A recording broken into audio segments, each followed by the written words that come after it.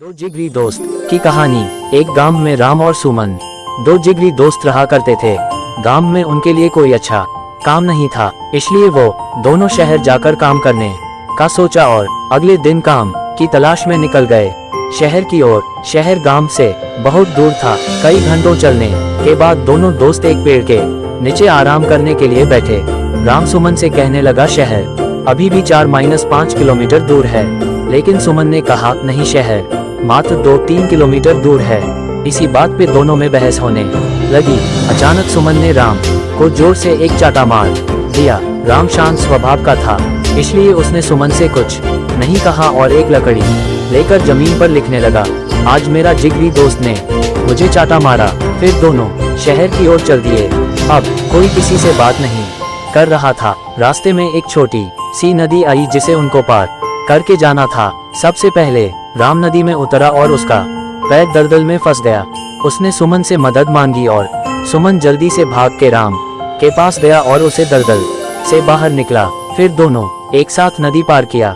कुछ दूर जाने के बाद राम को एक दीवार नजर आया।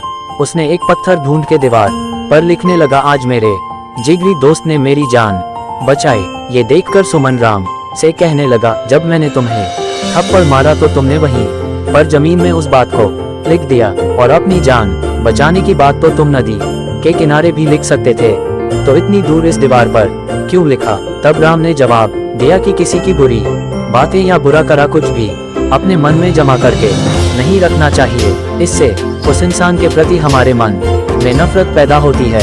इसीलिए जब तुमने मुझे थप्पड़ मारा तो मैंने उसे जमीन पर लिख दिया। क्यों कि कुछ देर बाद हवा चलेगी और वो लिखावट मिट जाएगी।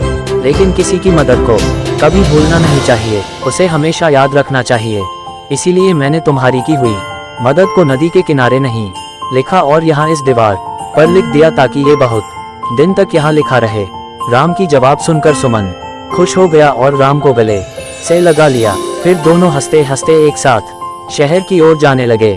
इस छोटी सी कहानी से हमें ये सीख मिलती है कि हमेशा दूसरों की अच्छाई को अपने दिल में जगह देनी चाहिए। इससे हमारे रिश्ते उस इंसान के साथ अच्छे रहते हैं।